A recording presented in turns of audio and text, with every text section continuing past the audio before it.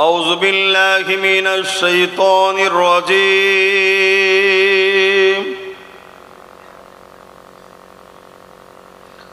بسم الله الرحمن الرحيم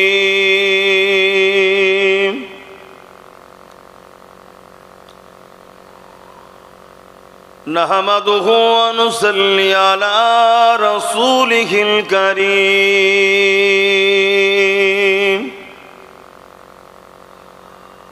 أما بعد فيا أيها الحاضرون رحمكم الله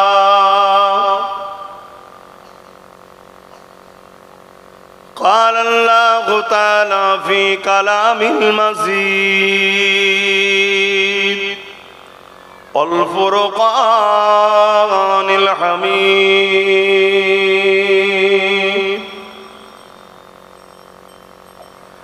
إن الله وملائكته يصلون على النبي يا أيها الذين آمنوا صلوا عليه وسلموا تسليما اللهم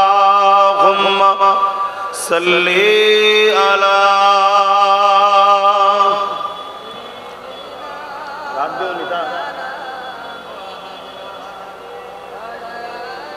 প্রত্যেকে জবান খুলে খুলে পড়বে না গুনাহ হবে। এটা আমাদের কাজ।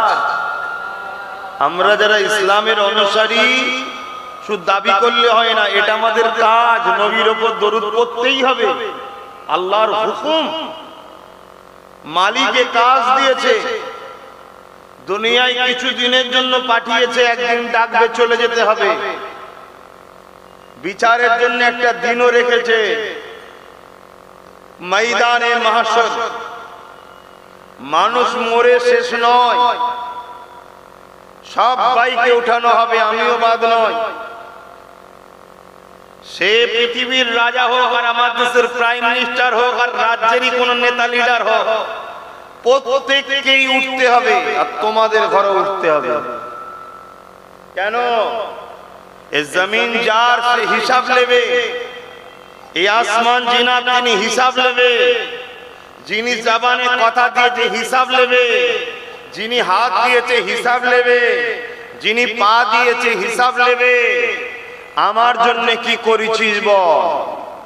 আমি তোদের জন্য যে গাইড বুক দিয়েছিলাম কোরআন, এই কোরআন অনুযায়ী জীবন করেছিস কি বল? তোদের জন্য যে আমি পথ প্রদর্শক রাসূল বানিয়েছিলাম মুহাম্মদ আরবিকে, তিনাকে ফলো করেছিলিস কি বল? জিজ্ঞেস করা হবে। আপনি কি ভাবছেন এমনি এমনি হয়ে যান, এমনি এমনি মরে যাবো নাকি?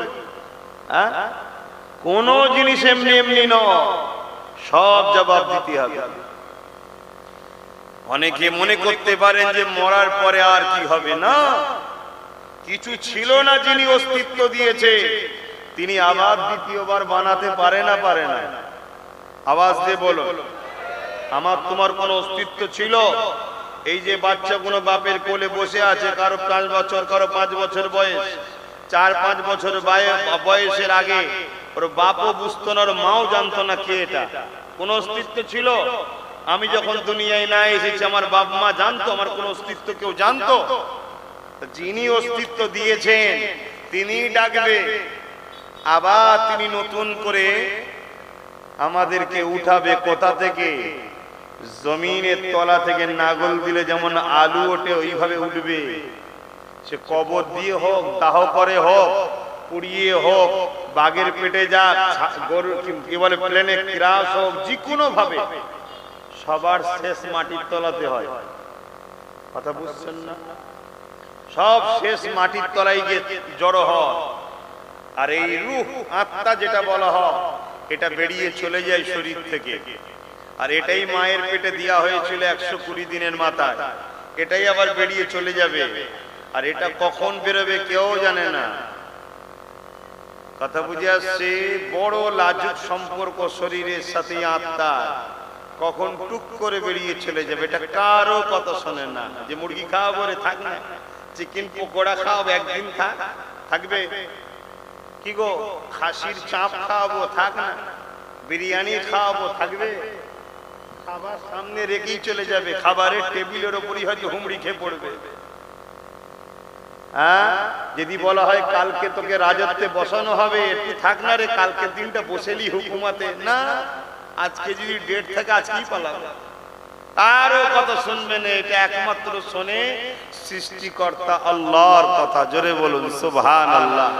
যিনি মায়ের পেটে 120 দিন যখন আমাদের হয়ে গিয়েছিল, তখন তিনি দিয়েছিলেন, এটাকে বলা হয় হুকুম, আল্লাহর হুকুম। রূহ, আত্মা, জান কেউ দেখে না, কিন্তু আছে, আছে, আছে বলেই তো আব্বাস সিদ্দিকী কথা বলছে, না থাকলে কেউ নিয়ে আসতো না।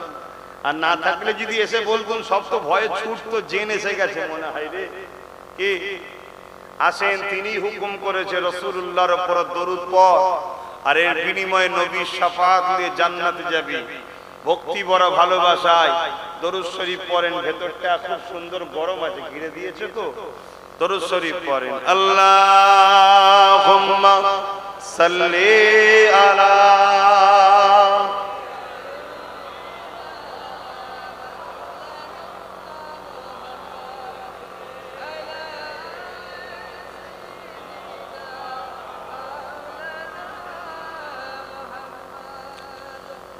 जो कोई गम सताए तो मदीना याद कर लेना, ना दिल को चैन आए तो मदीना याद कर लेना। बोलूं ना सुभानअल्लाह, आरो जोरे बोलूं सुभानअल्लाह। जो कोई गम सताए तो मदीना याद कर लेना, ना दिल को चैन आए तो मदीना याद कर लेना।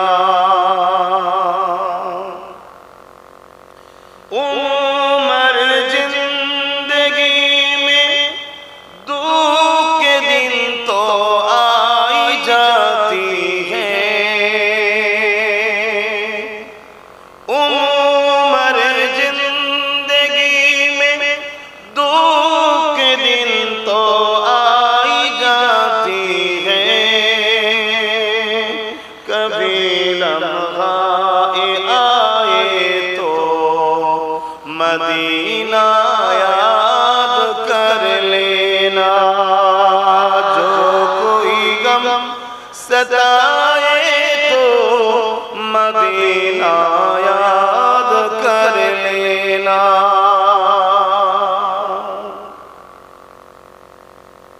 सुना है मुश्किलों में कोई साथ नहीं चलते, सुना है मुश्किलों में कोई साथ नहीं चलते, ज़माना छोड़ जाए तो मदीना याद कर लेना। जो कोई गम सताए तो मदीना याद कर लेना। अल्लाहुम्मा सल्ली अला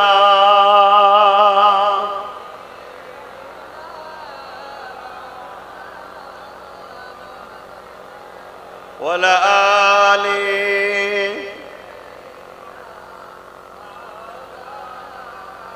कलमे ला इलाहा इल्लल्लाह, ला इलाहा इल्लल्लाह, ला इलाहा।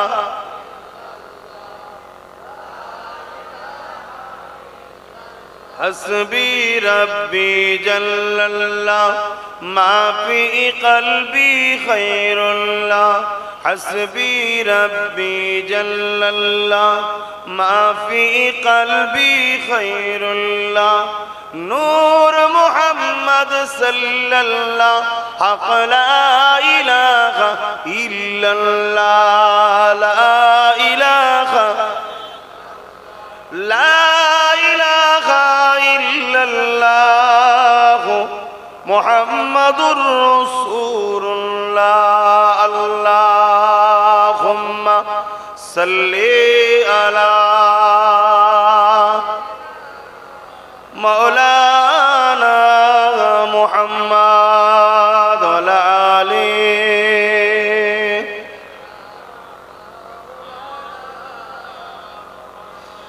আমার আব্বা জানেরা, পর্দা নিশিন আমাদের আম্মা জানেরা, আমার ভাইরা বোনেরা, ছোট ছোট বাচ্চারা, আল্লাহ দরবারে শুকরিয়া যে আল্লাহ আমাদেরকে এমন একটা জায়গায় বসিয়েছে, এই বসা তরুণ আল্লাহ আমাদের ছোট ছোট গুনাহ মাফ করে দিয়ে থাকেন। জোরে বলুন সুবহানাল্লাহ।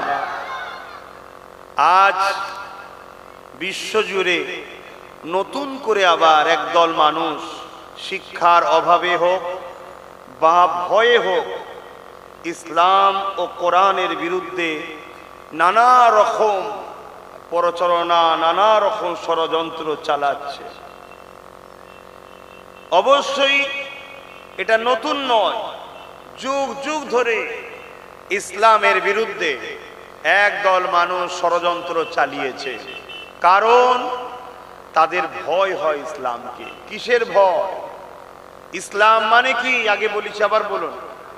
এটা তো শুধু ওয়ার্ডের মানে। ইসলাম শব্দটার মানে, ওয়ার্ডটার মানে শান্তি। ইসলামের ব্যাপক মানে কি? ইসলাম মানে একত্ববাদের বিশ্বাস। ইসলাম মানে পাঠানো কিতাবগুলোর উপরে বিশ্বাস। ইসলাম মানে রাসূল নবী রিসালাতের উপরে বিশ্বাস। ইসলাম মানে ইনসাফের নাম। ইসলাম মানে ইনসানিয়াতের নাম। ইসলাম মানে গরিব অসহায় দুঃখীদেরকে সাহায্য করার নাম। ইসলাম মানে ক্ষুধার্তকে খানা খাওয়াবার নাম। ইসলাম মানে বস্ত্রহীনকে বস্ত্র দিবার নাম। ইসলাম মানে রাষ্ট্রকে প্রেম করার নাম। ইসলাম মানে রাষ্ট্রের নিরাপত্তা দিবার নাম। ইসলাম মানে ভালোবাসার পরিবেশ তৈরি করার নাম। ইসলাম মানে সমাজের বুকে যারা অত্যাচারী, জুলুমকারী, তাদের বিরুদ্ধে সংগ্রাম করে এই সমাজের পিছিয়ে পড়া গরিব মানুষকে ইনসাফ, ইনসানিয়া, শান্তি, আজাদ করার নাম। জোরে বলুন সুবহানাল্লাহ। এক কথাই সমস্ত বুড়াই, সমস্ত অন্যায়, সমস্ত জুলুম, সমস্ত অত্যাচার, সমস্ত সন্ত্রাসদের মিটিয়ে দিয়ে সমাজে শান্তি, সাম্য প্রতিষ্ঠিত করার নাম হলো ইসলাম। জোরে বলুন সুবহানাল্লাহ। হ্যাঁ, ইসলামে নামাজ আছে, ওটা ব্যক্তি জীবনের। ইসলামে রোজা আছে, ব্যক্তি জীবনের। ইসলামে হজ আছে, মালদারের ব্যক্তি জীবনের।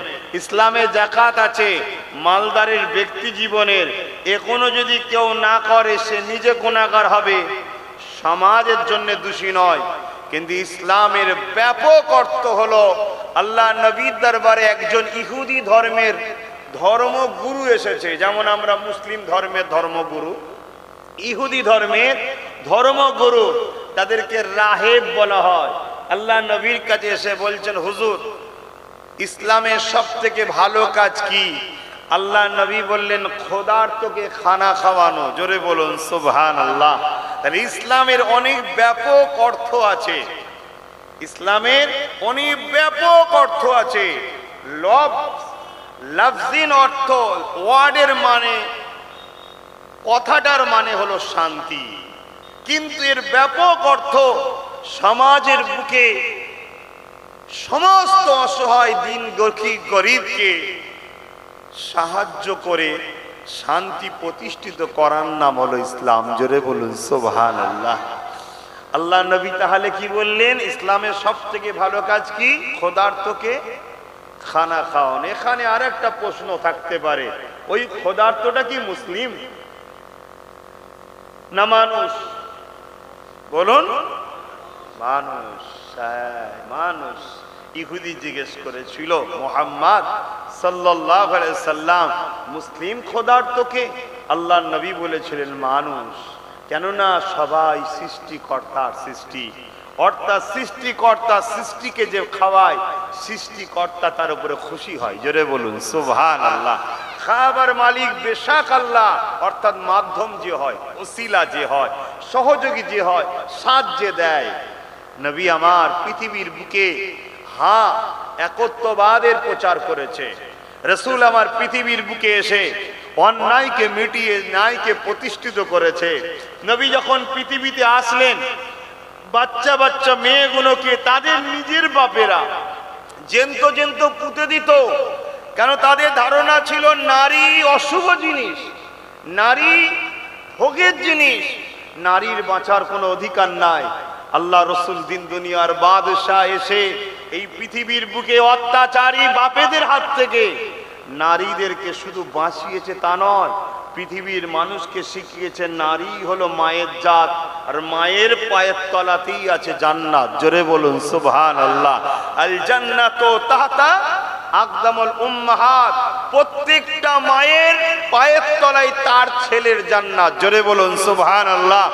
আল্লাহ নবী শুধু এটা করেনি, নারীকে শুধু বাঁচিয়েছে তা নয়, আল্লাহ নবী বলেছে বাজার থেকে যখন বাবা ঘরে ফিরবে, যা খাবার কিনে নিয়ে আসবে আগে কন্যা সন্তানকে দেবে, কন্যা তার মনের মতো নিয়ে নেবে, নিবার পর পুত্র সন্তানকে দেবে। জোরে বলুন সুবহানাল্লাহ। হুজুর কেন? না কন্যা খোদার হুকুমে স্বামীর ঘরে যেতে হবে। স্বামী এখন কেমন হবে? গরিব হবে না কেমন হবে এর তকদির কেউ জানে না। তাই বাবা, তুমি তোমার পুত্র সন্তানের থেকেও নারীকে বেশি ভালোবাসা দিয়ে বড় করো। জোরে বলুন সুবহানাল্লাহ। আল্লাহ নবী শুধু এটা বন্ধ করেছে নারী হত্যা তা নয়, আল্লাহ নবী বলেছে শোনো পুরুষেরা, তোমরা নারীকে দেনমোহর দিয়ে, অর্থাৎ তার সম্মান দিয়ে, দেনমোহর দিয়ে, তার সম্মান দিয়ে, তাকে সেটা সোনার হার হোক, ডলার হোক, টাকা হোক, কিছু গিফট দিয়ে সসম্মানে তার বাড়ি থেকে তুমি নিজে গিয়ে ইস্তেকবাল করে তুলে নিয়ে আসো নিজের ঘরে, এবং আনার আগে, যাবার আগে নিজের ঘরকে সুন্দর করে সাজাও। তোমার আওকাত অনুযায়ী, তোমার আওকাত অনুযায়ী সাজাও, যাতে নারীটা এসে যেন বোঝে এই টোটাল সাজগুজ প্রোপাগান্ডাটা আমার জন্য হয়েছে। তার মনটা বলবে, যাক আমাকে যে আনছে সে আমার আসার আগে এত প্রস্তুত নিয়েছে, আশা রাখছি বাকি জীবনটা আমার সঙ্গে অনেক কিছু ভালো মন্দ করে চলবে, ভালো নিয়ে চলবে। ইসলাম এত সুন্দর শিক্ষা আমাদেরকে দিয়ে গেছে। জোরে বলুন সুবহানাল্লাহ। এখন কেউ যদি ইসলামের দাবি করে পণ নেয়, ওটা তার অপরাধ, সেই ইসলাম বিরোধী কাজ করছে, অন্যায় কাজ করছে। ইসলামে পণ লিয়া হারাম, ইসলামে পণ লিয়া কি হারাম। এই হারামকে বন্ধ করো, আর এই হারামকে যদি তুমি হালাল জেনে বিসমিল্লাহ বলে খাও, ইসলাম থেকেই বেরিয়ে যাবে। অতএব তুমি বাইক নিয়ে এসো না, গাড়ি নিয়ে এসো না, টাকা পয়সা নিয়ে এসো না, তুমি একটা সুন্দর জীবন সাথী নিয়ে আসো। সুন্দর বলতে শুধু রূপ নয়, রূপ বেশি দিন থাকে না, সুন্দর দিন দেখো তার মধ্যে আছে কিনা। দিনদারি, রসুল বলেছে আগে দিনদারি দেখো তার মধ্যে ভদ্রতা আছে কি। দিনদারিটা কি আবার বললাম? ভদ্রতা, সভ্যতা, নম্রতা, মনুষ্যত্ব, ইনসাফ, ইনসানিয়াত, প্রেম, ভালোবাসা তার মধ্যে আছে কিনা দেখো। এরকম একটা দিনদার মেয়েকে নিয়ে আসো, তাতে যদি তোমাকে তার বাবার বাড়ির বিয়ের খরচও দিতে হয় গোপনে দিয়ে দাও, কিন্তু দিনদার মেয়েকে নিয়ে আসো। 10 লাখ দিলে ঠক্কর মারো যদি দিনদার মেয়ে না হয়। কেন 10 লাখ ফুরাতে এক রাতও লাগে না, লাগে। এমন একটা বিমার হবে, বড় একটা হসপিটালে যাবেন, একটা অপারেশনে 20 লাখ খরচ। কি গো, আমি ভুল বলছি নাকি? কোনো তো গ্যারান্টি নেই কখন সুস্থ ছেলের বিমার হয়ে যাবে। কিন্তু একটা দিনদার মেয়ে হলে কি হবে, যদি তোমার বিমার এসেও যায়, ওই দিনদার সেজদায় পড়ে মালিকের কাছে কাঁদবে, আল্লাহ আমার জীবন সাথীকে বাঁচান, আল্লাহ নবী বলছেন ওই নারীর হাতের দোয়ায় আল্লাহ তোমার মৃত্যু থেকেও তকদিরকেও আল্লাহ দোয়াতে পাল্টে দেয়, তোমার সুস্থকে কামনা করে দেয়। জোরে বলুন সুবহানাল্লাহ। তাই রাসূল পাক সাল্লাল্লাহু আলাইহি ওয়াসাল্লাম জীবন কিভাবে করতে হবে ওই শিক্ষাও দিয়েছে। আল্লাহ নবী একটা মডেল আমাদের জন্য। লাকাদ কানা লাকুম ফি রাসূলিল্লাহি উসওয়াতুন হাসানা। উসওয়াতুন মানে হচ্ছে মডেল। কোরআন বলছে, কোরআন কার কথা? বলুন বলুন। আল্লাহর। আরো 103টে কিতাব আছে, আরো 103টে কিতাব আছে, সেগুলো সব রদ হয়ে গেছে, বন্ধ মানে বাতিল হয়েছে। কোরআন তাদেরকে বাতিল করেছে। আল্লাহ আল্লাহর কথাকে রদ করে দিয়েছে। বুঝাবার জন্য বলছি, একটা ডাক্তারের কাছে গেছেন, ডাক্তার প্রেসক্রিপশন করেছে এই ওষুধটা খাবে, 1 সপ্তাহ পরে আবার গেছেন, ওই প্রেসক্রিপশনের ওষুধটা ডাক্তার বাদ দিয়ে আপনাকে আর একটা ওষুধ দিয়েছে, কেন? ডাক্তার বোঝে রোগীর পরিস্থিতিটা কি। তা আমার আল্লাহ আমাদের সৃষ্টিকর্তা, তিনি আগের কিতাবগুলোকে রদ করে এই কিতাব সিলেবাস হিসাবে আমাদের জন্য দিয়েছে, সেটা হলো কোরআন শরীফ। জোরে বলুন সুবহানাল্লাহ। তো ভাইয়েরা আমার রাসূল পাক সাল্লাল্লাহু আলাইহি সাল্লামকে আল্লাহ আমাদের জন্য মডেল করেছে। নামাজ পড়বে রাসূল দেখো, তোমার ধর্মনীতি রাসূলকে দেখে, অর্থনীতি রাসূলকে দেখে, তোমার রাজনীতি রাসূলকে দেখে, তোমার পরিবার নীতি রাসূলকে দেখে, তোমার আত্মীয়তা নীতি রাসূলকে দেখে, তোমার অন্য ধর্মের মানুষের সঙ্গে কিভাবে মিশবে, এই যে সম্প্রীতি বলা হয়, অন্য ধর্মের মানুষকে ভালোবাসা, এটাও রাসূলুল্লাহকে দেখে করো, অন্য কাউকে নয়, অন্য কাউকে নয়। কারো ধর্মের স্থানে গিয়ে ফেতে কিটা দেওয়ার নাম সম্প্রীতি নয়। সেই ধর্মের বাচ্চাকে নিজের সন্তান মনে করে এডুকেশন দেওয়া, তার বাড়িতে খাবারের ব্যবস্থা করা, তার খোঁজ খবর নেওয়া, তার বিপদের সাথ দেওয়া, এইটা হলো সম্প্রীতিটা আমার নবী শিখিয়েছে। জোরে বলুন সুবহানাল্লাহ।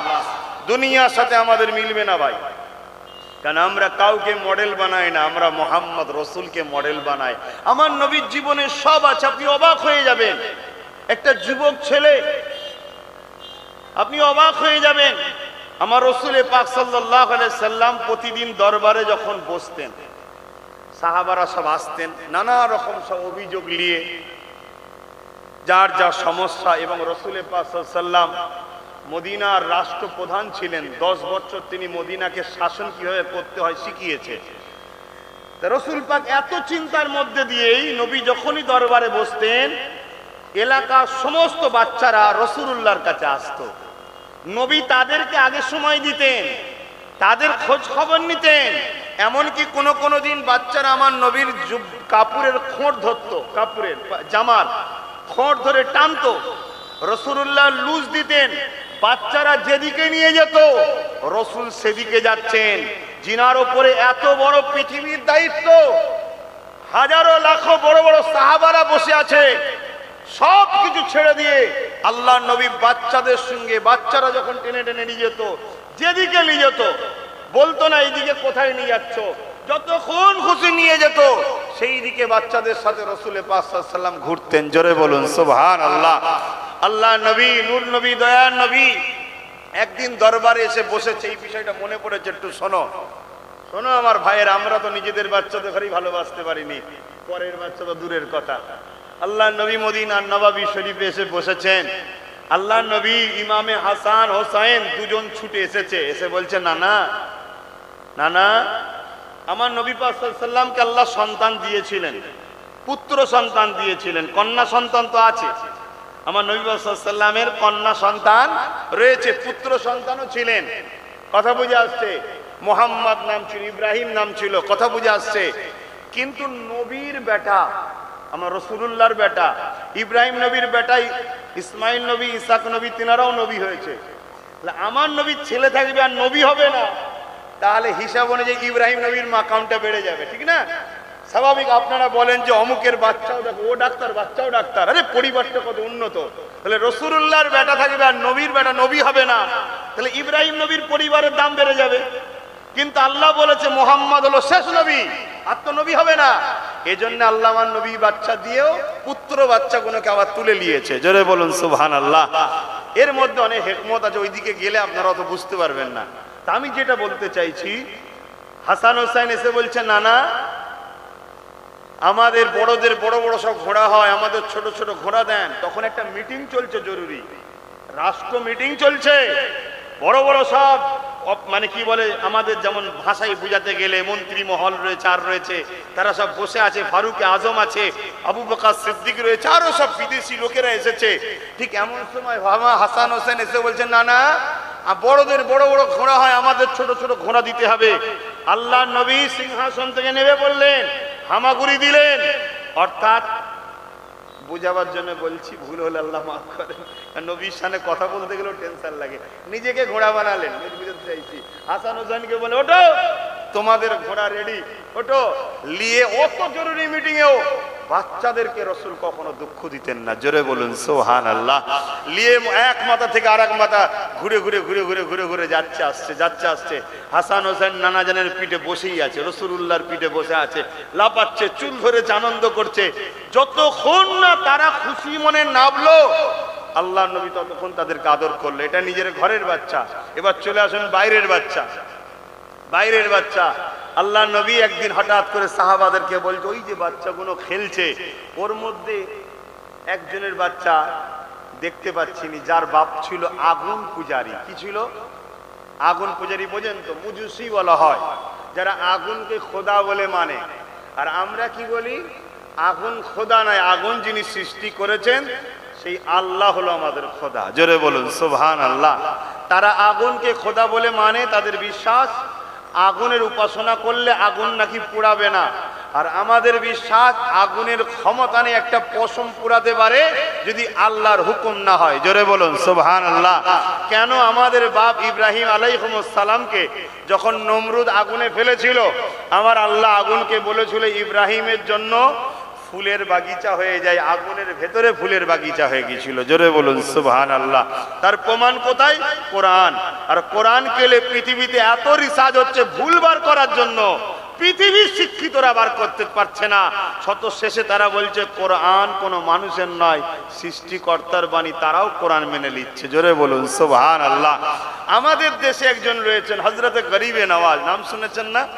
উনি যখন এই হিন্দুস্তানে আসেন, উনি একদিন রাস্তা দিয়ে যাচ্ছে, দেখছে 40 জন লোক একটা আগুনের কুণ্ডু মানে গর্ত করা আছে, তাতে বিরাট বড় পাইপ লাগানো আছে, সেখানে আগুন জ্বলছে, আর 40 জন সে আগুনের উপাসনা করছে। গরিবে নওয়াজ তাদের কাছে গেলেন, এসে বললেন, তোমরা কি করছো? তারা বললেন, আমরা আগুনের উপাসনা করছি, যে আগুন আমাদেরকে না পুড়িয়ে দেয়। গরিবে নওয়াজ বললেন, কত বছর? তারা বললে, এটা আমাদের হাজার হাজার বছর ধরে চলে আসছে। কত বছর? হাজার হাজার বছর ধরে আমার বাপ দাদু সবাই করে আসছে। গরিবে নওয়াজ বলছে, তাহলে তো তোমাদেরকে আর কোনোদিনই পোড়াবে না। তা তোমরা একবার দুনিয়ায় কমসে কম কেউ একজন হাত দিয়ে দেখাও তো দেখি। তখন তারা রেগে গিয়ে বলছে, এ বাবা, তুমি আমার সঙ্গে রহস্য করছো, আগুন তো পেলেই পোড়াবে, তা তোমরা তাহলে উপাসনা করছো কেন? কিন্তু আমি মঈনুদ্দিন বলছি, গরিবে নওয়াজ বলছে, আজমির শরীফে যিনি রয়েছেন, আমি মঈনুদ্দিন বলছি, আগুনের ক্ষমতা নেই কাউকে পোড়াতে পারে, জোরে বলুন সুবহানাল্লাহ। আপনাদের কি আকীদা? আগুনের ক্ষমতা আছে পোড়াবার? ক্ষমতা কার? এই যে হাতটা লাড়ছি, এটা আমার ক্ষমতা? কে দিয়েছে? এটা আমার নয়, দিয়েছেন ব্যবহার করতে। জানটা বেরিয়ে যাবে, গালটা যদি হাঁ করে মরি বন্ধ করারও ক্ষমতা থাকবে না, চোখটা যদি চেয়ে মরি লোক দেখে লাশ জানাজা পড়ার আগে পালাবে, হয়তো চেয়ে আছে, যদি কেউ বন্ধ করে দেয় তো হবে, ঠিক না? তো সব ক্ষমতার মালিক আল্লাহ হুসাইয়ুন কাদির, তিনি হলেন আল্লাহ। তো ভাইয়ের আমার, তা গরিবে নওয়াজের সঙ্গে কথা কাটাকাটি হতে হতে সে এখন বলে ফেললো, তুমি দাও না। গরিবে নওয়াজ বলছে, আমি তো উপাসনা করি না, আমি তো আগুনের উপাসনা করি না। তা তোমরা যখন বলছো, শোনো, মঈনুদ্দিন হাত কি দেবে? আগুনের ক্ষমতা নেই, মঈনুদ্দিনের জুতা পোড়াতে পারে। বললেন না সুবহানাল্লাহ? আগেকার সময় জুতা পরতো খড়মের। খড়ম কিসের হয় জানেন? কাঠকে আগুন কত পছন্দ করে বলেন তো, হ্যাঁ? আর হাজার হাজার বছরের অগ্নিকুণ্ড। মঈনুদ্দিন আজমিরি জুতাটাকে নিক্ষেপ করলো আগুনের মধ্যে, শুনছেন? আগুনের মধ্যে নিক্ষেপ করলো। একজনকে বলছে যে এবারে তুমি বার করে দাও, আমি তো নিক্ষেপ করলাম, বার করো। তারা কেউ রাজি হচ্ছে না। এক রায়াতের মধ্যে আছে তাদেরই একটা বাচ্চা পাশে খেলা করছিল, গরিবে নামাজ বাচ্চাটাকে কোলে নিতেই দেরি আর নিয়েই লাভ মেরেছে আগুনে। শুনছেন না? পুরো হাল্লা মেচে গেছে, পুরো গ্রামবাসী জড়ো হয়ে গেছে যে নিজে তো মল্ল আমাদের বাচ্চাটাকে মেরে ফেললো, নিজে তো মল্ল বাচ্চাটা, আরে এ কি আদমি রে, হই হই হয়ে গেছে, বিশাল ভিড় জড়ো হয়ে গেছে। অনেকক্ষণ পরে হুজুর গরিবে নামাজ খরমের জুতো পায়ে দিয়ে চাদর ঝাড়তে ঝাড়তে বাচ্চাটাকে নিয়ে বেরোচ্ছে। জোরে বলুন সুবহানাল্লাহ, আরো জোরে বলুন সুবহানাল্লাহ। গরিবে নামাজকে এই আগুন থেকে যিনি বাঁচিয়েছেন তিনি কে? জোরে বলবেন কে? আমাদেরকে বাঁচাতে পারে না? পারে না। শুধু আমরা গরিবে নামাজের মতো হতে পারি না বলে তাই হচ্ছে না। আসুন না আল্লাহকে খুশি করি, আল্লাহ বিপদ থেকে বাঁচাবে, কেন বাঁচাবে না? আল্লাহ তো সবার। তো ভাইয়ের আমার রসুল পাক সাল্লাল্লাহু আলাইহি ওয়াসাল্লাম যে কথা বলতে গিয়ে চলে গেলাম, তার ছেলেটা কোথায় খোঁজ নিচ্ছে। সাহাবারা বলছেন, নবীর অনুসারীরা, যে হুজুর ও তো আমাদের বিরোধী, ওর বাবা তরোয়ালে ধার দিচ্ছে আপনাকে কতল করবে বলে, আপনি ওর বাচ্চার খোঁজ নিচ্ছেন। আল্লাহ নবী বললেন, শোনো বাবা, ওর বাবা আমার দুশ্মন হতে পারে, কিন্তু আমি রাসূলুল্লাহ ওর বাচ্চাটাকে ভালোবাসি। জোরে বলুন সুবহানাল্লাহ। আমি নবী তো সবার জন্যই রাহমাতাল লিল আলামিন। চলো বাবা তোমরা থাকো, তোমরা যাও খোঁজ নাও বাচ্চাটার কি হয়েছে। সাহাবারা গোপনে খোঁজ নিলেন যে বাচ্চাটা জ্বর হয়েছে, বুখার হয়েছে, বিমার হয়েছে। আল্লাহ নবী যেই খবর পেলেন উঠে দাঁড়িয়ে পড়লেন, দাঁড়িয়ে সাহাবাদের বললেন তোমরা দাঁড়াও। সাহাবা হুজুররা বললেন, হুজুর আপনি কোথায় যাচ্ছেন? না আমি বাচ্চাটাকে দেখতে যাচ্ছি। জোরে বলুন সুবহানাল্লাহ। কার বাচ্চাকে দেখতে যাচ্ছে বলুন? সে আল্লাহ মানে সে কি রাসূলুল্লাহর পক্ষে ছিল না দুশমন ছিল? আর আমরা আমাদের নিজের পাড়া প্রতিবেশীর বাচ্চাদের ঘর দেখি, বিমার বললে কেউ বিপদে বললে খোঁজ খবর লি, তাহলে আমরা নবীর উম্মত থেকে কত দূরে সরে যাচ্ছি। নবীর উম্মত যদি হয় তাহলে আমাদের পাড়া প্রতিবেশী কেউ বিপদে পড়লে তার খোঁজ নিতে হবে, সে মুসলিম হোক আর অমুসলিম হোক, তার খোঁজ নিতে হবে। আল্লাহ যদি অর্থ দেয়, অর্থ সহযোগিতা করতে হবে, যে বাবা চিকিৎসা করো। অর্থ যদি নাও থাকে তার পাশে দাঁড়িয়ে তাকে বুঝানো, চিন্তা করুনি যিনি বিমার দিয়েছে তিনি সেবা দেবে, মন খারাপ করুনি, এতে কি হবে? কেউ একজন তো আমার দরদি আছে, মনটা একটু তার বড় হবে। তো ভাইয়েরা আমার, আল্লাহ রসুল সেই বাড়িতে যখন যাচ্ছে সাহাবাদেরকে আবার নিয়ে যাচ্ছে না। কেন? বাড়িওয়ালা মনে করতে পারে যে রসুল আমাকে মারতে এসেছে, কেন সে তো রসুলুল্লাহ দুশমন। আর নবী যদি সাথে 50 জন যায়, ঘাবড়ে যাবে না? যাবে না? এক মুহূর্ত হলেও কষ্ট পাবে না? পাবে না? নবী দুশমনকেও কষ্ট দিতে চাই না। জোরে বলুন সুবহানাল্লাহ। আল্লাহ নবী সাহাবাদের বললেন দাঁড়াও। সাহাবা হুজুররা আবার বললেন, হুজুর বিয়াদবি নেবেন না, আমি স্মরণ করিয়ে দিই ও কিন্তু আপনার দুশমন। আল্লাহ নবী বললেন জানি আমি, চলো। সমস্ত সাহাবারা রয়ে গেলেন, নবী পাক গেলেন, বাড়ির বাইরে থেকে ডাক দিলেন, বাড়িওয়ালা বাইরে বেরিয়ে এলো। এই যে বাড়ির বাইরে থেকে ইজাজত লিয়া, এটাও হলো ইসলাম। জোরে বলুন সুবহানাল্লাহ। আমরা ধরুন আপনি কোনো মুসলিম, এখন তো মুসলমানের বাড়িতেও পর্দা নেই, আর কি বলবো দুঃখের কথা। ধরুন আপনি অমুসলিম ভাইয়ের বাড়িতে যাচ্ছেন, কোনো বাড়ি ঘেরাও নেই, আর নেই, আপনি কি হুড়মুড়কে ঢুকে পড়বেন নাকি? না, আপনি তো ইসলামের অনুসারী হন, পর্দা থাকুক চাই না থাকুক আপনাকে বাইরে থেকে ইজাজত নিতে হবে। আমি অমুক এসেছি, ভেতরে যাব, কি ভাই কেউ আছেন একটু বাইরে আসবেন। হতে পারে তার পরিবার কেউ গোসল করছিল বা কাপড় পাল্টাচ্ছিল, কোনো কাজে তারা ব্যস্ত ছিল। আপনি বেগানা পুরুষ, যতই পাড়ার লোক হন, এটা উচিত নয়। কথা বুঝে, এটাও ইসলাম শিখিয়েছে। ইসলাম ছোট্ট ছোট্ট সব কিছু শিখিয়েছে। তো ভাইরা আমার, নবী পাক যখন আওয়াজ দিলেন তখন ওই বাড়ি থেকে ওই বাড়িওয়ালা বেরিয়ে এলেন। এসে আমার রসুলকে দেখে না ও হতভম্ব হয়ে গেছে, যে মোহাম্মদকে মারবো বলে আমি ঘুরছি, আর মোহাম্মদও জানে যে আমি তাকে মারবো, আর সে আবার এসেছে আমাকে মারতে। যদি এসতো অনেক লোক নিয়ে এসতো, সে আবার একা একা। ওই যে হতভম্ব হয়ে চিন্তা করছে আল্লাহর নবী, ওর চিন্তার শেষ হবার আগেই রসুল বলছেন, বাবা তোমার বাচ্চা নাকি শুনলাম অসুস্থ, আমি মুহাম্মদ তোমার বাচ্চাকে ভালোবাসি, সমস্ত বাচ্চার সঙ্গে তোমার বাচ্চাও তো খেলতে যায়, তাকে আমি ভালোবাসি, তা আমাকে ইজাজত দাও, আমি তোমার বাচ্চাটাকে দেখবো। বলুন কত বড় দুশ্মন হলো, নিজের সন্তানকে যখন ভালোবাসবে একটু হলেও মন নরম হবে না? হবে না? আল্লাহ নবীকে ইজাজত দিল, নবী ঘরে ঢুকলেন, বাচ্চাটা এক ঘরে শুয়েছিল এক কোণে, বাচ্চাটাও আমার নবীকে দেখে কেঁদে ফেলেছে। জোরে বলুন সুবহানাল্লাহ। কেন? তার বাপ মা বিমারে পড়ে আছে, খোঁজ নেয় না। আমিনা লাল জানে ইনি হলো আসল দরদি। জোরে বলুন সুবহানাল্লাহ। তাই রাসূল পাক সাল্লাল্লাহু আলাইহি ওয়াসাল্লাম বাচ্চাটার কাছে গেলেন, মাথায় হাত রাখলেন, আল্লাহ নবীর হাতের বরকতে আল্লাহ বাচ্চার জ্বরকে কমিয়ে দিলেন, শেফা দিলেন। জোরে বলুন সুবহানাল্লাহ। আল্লাহ নবী নূর নবী দয়ার নবী বাচ্চাকে জিজ্ঞেস করছে, বাবা তুমি এখন কেমন আছো? বাচ্চা কাঁদে আর বাপ মার মুখের দিকে তাকিয়ে বলে, মা আব্বু সকাল থেকে বিমারে পড়ে আছি, রক্ত তোমার ইনার নয়, আর ইনাকে দুশ্মনী তোমরা করো, দিন রাত গালি দাও, অস্ত্র ধার দাও, ইনিও জানে। কিন্তু আমি যখন মুসলিম বাচ্চার সাথে ইনার দরবারে যাই, অন্য বাচ্চারাও যখন ইনার কাপড় ধরে খেলার মাঠের দিকে টেনে নিয়ে আসে, আমি এক খোর ধরে টেনে নিয়ে আসি। কোনো দিনের জন্য একবারও বুঝতে দেয়নি যে আমাকে কখনো আলাদা নজরে দেখেছে। শোনেন, এটা শুধু নয়, একদিন আমাদের সঙ্গে একটা বাচ্চা ছিল, যে বাচ্চা একটা পাখি পুষতো। একদিন এই বাচ্চাটা পাখি না দিয়ে খেলার মাঠে এসেছিল, আল্লাহ নবী দরবার থেকে বেরিয়ে গিয়ে বলেছিল, বাবা তোমার পাখিটা দেখতে পাচ্ছি না কেন, তোমার পাখিটা কেমন আছে? জোরে বলুন সুবহানাল্লাহ। শোনেন, আপনি আপনার বাচ্চার খোঁজ নেন না, আর ইনি সেই মহামানব যে একটা পাখি একদিন দেখতে পায়নি, তারও খোঁজ নিচ্ছে। তবে আজ আমি একটা কথা বলে দিই, আমার হৃদয়ের মধ্যে আছে, আমি যেদিন বড় হব মুহাম্মদ রসুলকে লিডার বলে মেনে নেব। জোরে বলুন সুবহানাল্লাহ, আরো জোরে বলুন সুবহানাল্লাহ। আল্লাহ নবী সাহাবাদেরকে এসে বলছে, যখন ছেলেটা এই কথা বলল আমি বড় চিন্তিত হয়ে উঠলাম। কেন? তখন নয়, এখনো তো কেউ রাসূলুল্লাহর দিকে আসলে তাকে হত্যা করে দেয়, মেরে দেয় না, দেয় না।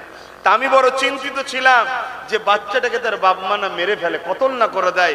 কিন্তু আমি দেখলাম বাপ মার চোখ দিয়ে পানি বেরোচ্ছে, মায়ার নজরে তারা দেখছে। একটা সময় হলো বাপ মা উভয়ে রাসূলুল্লাহকে নিজেদের মডেল হিসাবে মেনে নিল। জোরে বলুন সুবহানাল্লাহ। আল্লাহ নবী প্রেম বেটেছে পৃথিবীকে, আল্লাহ নবী শিক্ষা দিয়েছে, লা ইয়ারহামুল্লাহু মান লা ইয়ারহামুন নাস। যে মানুষের ওপরে দয়া করে না, সে আল্লাহ পাকের দয়া কখনো পাবে না। এখানে নাস শব্দ আছে আরবি কথা, যার বাংলা মানে হলো মানুষ। যে মানুষের ওপরে দয়া করে না, সে আল্লাহ পাকের দয়া কখনো পাবে না। হতে পারে সে মানুষটা মুসলিম, হতে পারে সে মানুষটা অন্য ধর্মের। বিপদে যদি কেউ পড়ে যায়, তার উপরে দয়া দেখানো, এই দয়া দেখানোর নাম হলো ইসলাম। যে আল্লাহর সৃষ্টির উপরে দয়া দেখাবে, আমার আল্লাহ পাক তার উপরে দয়া দেখাবে। এই নওজওয়ানেরা, অনেক প্রাচীন একটা ইতিহাস।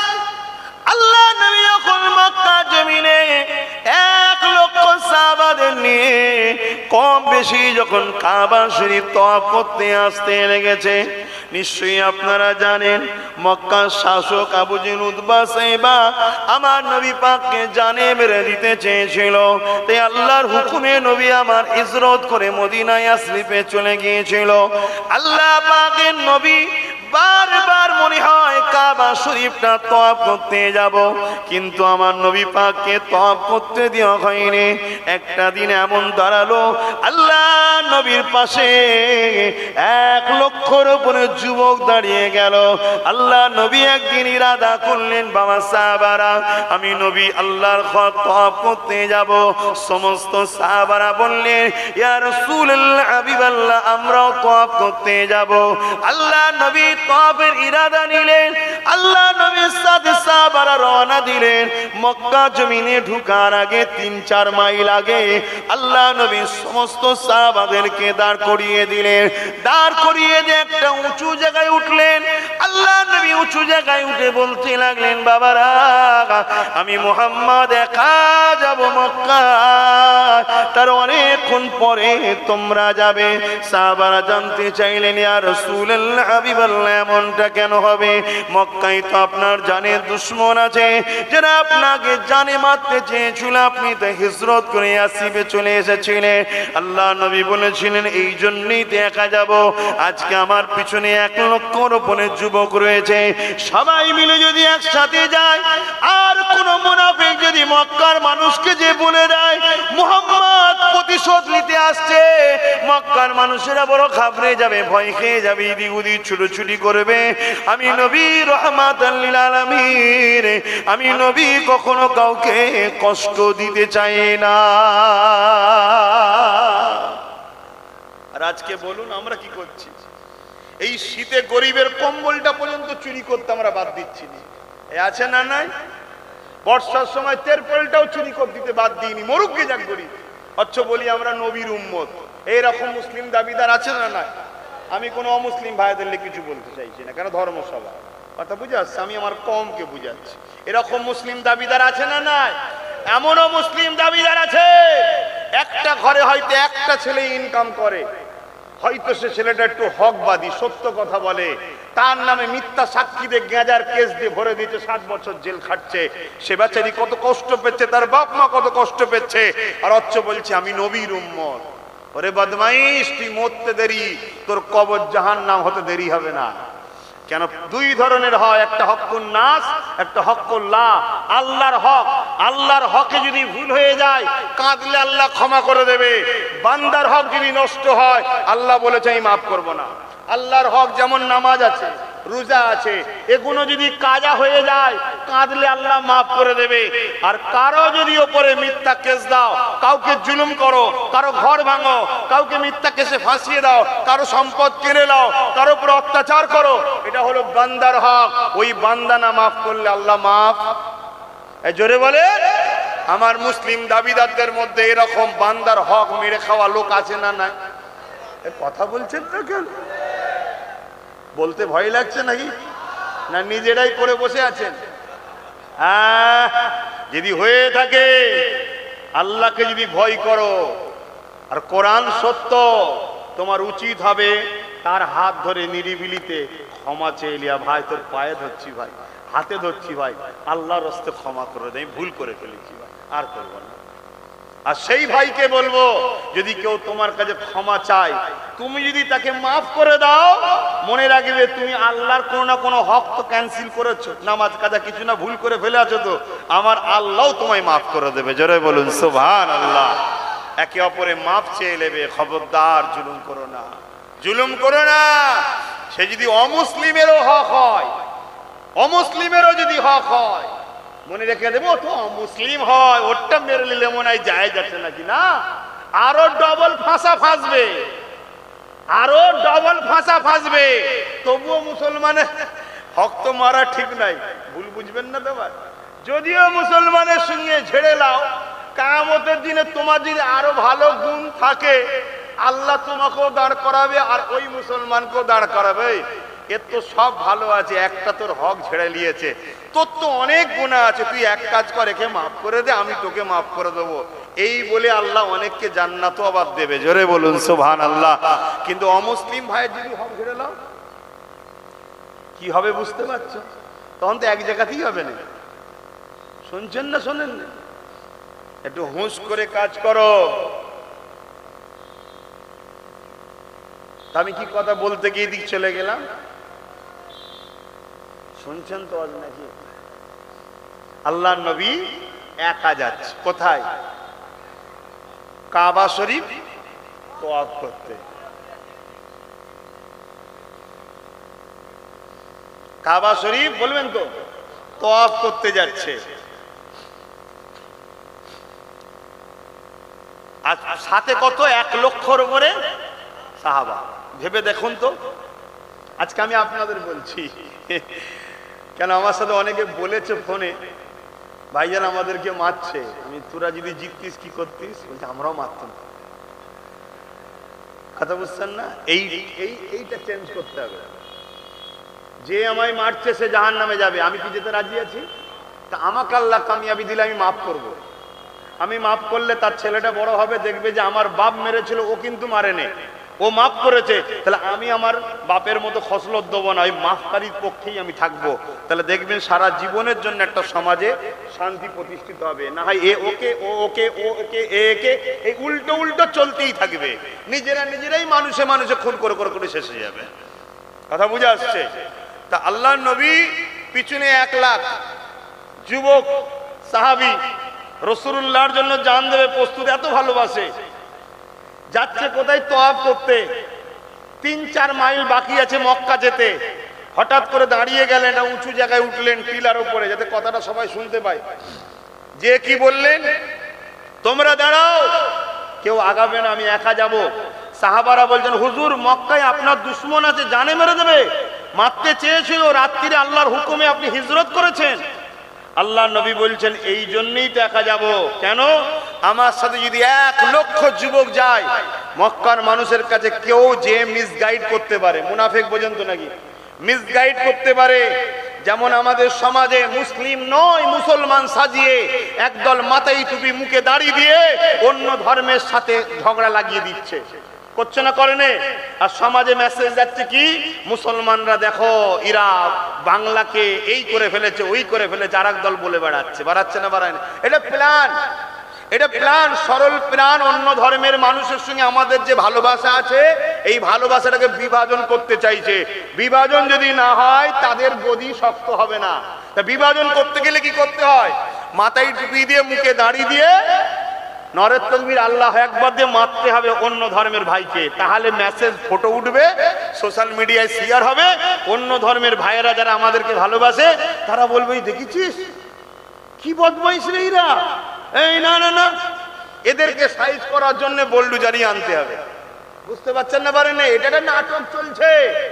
শুনে রেখে দাও, কেউ যদি টুপি মাথায় দিয়ে কাউকে মারে, সেই লোকটা ঘরে কতক্ষণ টুপি মাথায় দিয়ে থাকে খোঁজ নাও তো। জলসাতে এসছে, টুপি মাথায় নেই, ও একটা অমুসলিমকে মারার জন্য টুপি মাথায় দিয়ে যাবে? এখানে দরুদ শরীফ পড়তে বললে মুখ দিয়ে আওয়াজ বেরোয় না, আর কাউকে মারার জন্য জোরে জোরে আল্লাহু আকবার বলবে? এ পুরো সাজানো নাটক। এই সাজাচ্ছে কারা? সে সবই আপনারা জানেন। যে সাজাচ্ছে সে মোল্লাদের দরদ দেখাচ্ছে, আর যে তার সাথে চুক্তি করে আর এক সম্প্রদায়কে খেপাচ্ছে, সে তারটা বুঝে নেবে, একটা বুঝে নেবে। এই চলছে সমাজে। বীজখানে তুমি আমি, নিরীহ মুসলিম নিরীহ অমুসলিম, আমরা গরিবই রয়ে যাচ্ছি। আমরা দিন রাত মারপিট করে মরছি, আর আমার দেশের একটার পর একটা অস্তিত্ব সব বিলীন হয়ে যাচ্ছে। এটা ব্রিটিশ পলিসি ছিল। ব্রিটিশ বলেছিল না, কাঠপুজে নাকি গরুর চামড়া আছে, আর আমার অন্য ভাইদেরকে মুসলমানদের কেসে বলেছিল কাঠপুজে শুকরের চামড়া আছে। আর অমুসলিম ভাইদেরকে কি বলেছিল? কাঠপুজে, আরে পড়েননি স্যার, এই ইতিহাসে পড়েছেন না পড়েননি? তাহলে আর ওই কার্তুজ ছিল মুখে করে ছিঁড়ে ছুটতে হয়, যাতে করে ব্রিটিশদের পিরিয়ড দিকে মুসলমানরা না ছোড়ে কার্তুজ। কেন? ছুটতে গেলেই শুকরের চামড়া আছে, মুসলমান শুকরকে হারাম জানে। শুনছেন না? শুননে? তাহলে মুখে দেবে না। আর অমুসলিম পাড়ায় যে কি বলেছে, গরুর চামড়া আছে, অমুসলিম ভাইরা গরুকে সম্মান করে, তারাও মুখে দেবে না, ওরা বগল বাজাচ্ছে। আর আমরা দুজন, এত বড় সাহস, আমাদের ঈমান নষ্ট করছো, আর আমরা বলছি এত বড় সাহস, আমাদের ধর্মের উপরে আঘাত দিচ্ছ। এই করে দুজন ভারতীয় লড়াই করেছি। কথা মাথায় ঢুকছে? দিদি বলেন, এই কথাটা এখানে বলছেন কেন? এই জন্য বলছি, দেশকে ভালোবাসার নাম হলো ইসলাম। জোরে বলুন সুবহানাল্লাহ।